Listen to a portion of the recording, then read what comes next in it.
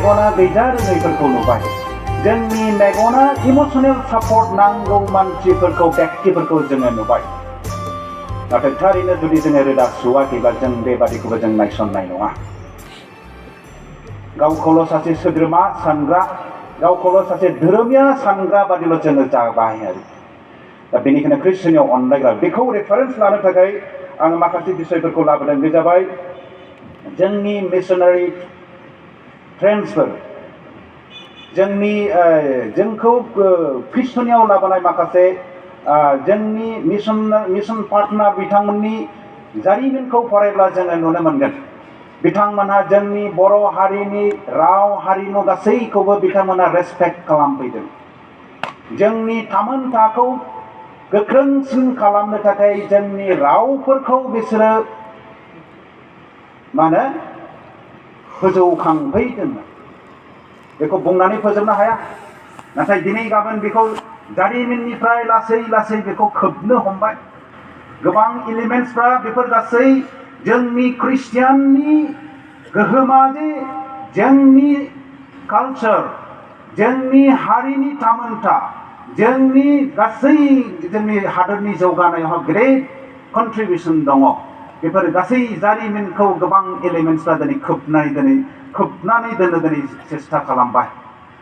नुजाथिला दा बेनिखायनो दिनै बेखौ आङो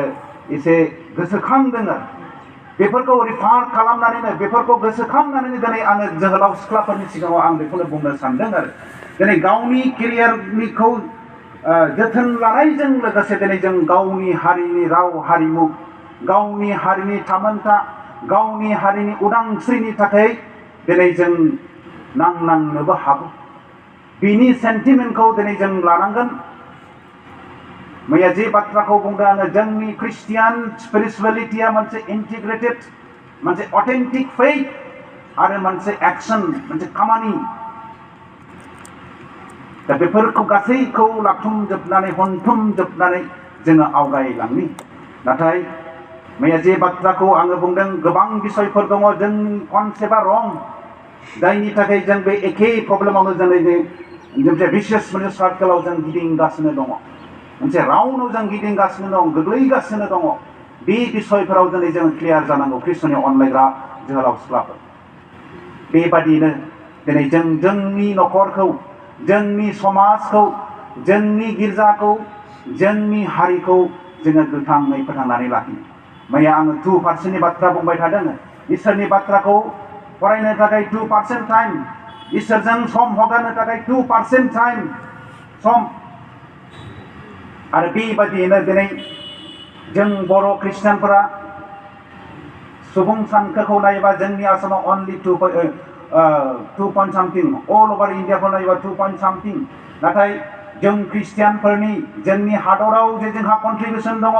जोंनि जारिमिनाव जे जोंहा कन्ट्रिबिउसन दङ जोंनि हादरखौ जे मोन्थोरजों महात्मा गान्धीया जे उदांस्रि खालामदों बेफोर गासैबो जोंनि ख्रिस्टियानिटि आइडियलजिफोरजों उदांस्रि खालामनाय बेनिखायनो जोंनि हादराव जों ख्रिस्टियानफोरनि कन्ट्रिबिउसना गोबां जायनि थाखाय 2% मानसिफोरखौ दिनै गिख्रंगासिनो दङ 2%ल' मानसिफोरनि सायाव गोबां प्लान एन्ड पलिसि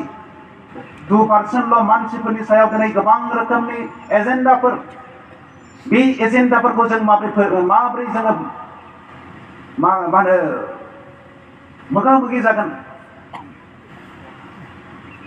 जायनि थाखाय दिनै BDYC आरो GCYCआ बे बिसयखौ लादों ख्रिस्टनियाव रोदा सुनाय ख्रिस्टनियाव रोदा सुनाया मोनसे सेल्फिश मोनसे रोदा नङा जोङो जोंनि ख्रिस्टियान धोरोमखौल' फोसाबनाय बे नङा जोंनि ख्रिस्टियाननि नियम नितिफोरखौल' फोसाबनाय आरो बेखौल' गोख्रों लानायल' नङा जोंनि हारिनि जोंनि हादरनि गासैखौबो बेयो मोनसे इन्टिग्रेटेड बेयो मोनसे खामानि कम्बाइन गासैखौ सरजाबजोबनाय बेयो मोनसे जोंनि खामानि जोंनि ख्रिस्टनियाव रोदा सुनाया दा बेनिखायनो जेरेमिया नाबियाबो जेब्ला गावनि हारिया इजराइलारिफ्रा जेब्ला गोग्लैदोंमोन बियो बुंदों आंनि जातिया संहार खालामजानायखाय आंनि गोसोआ बायबाय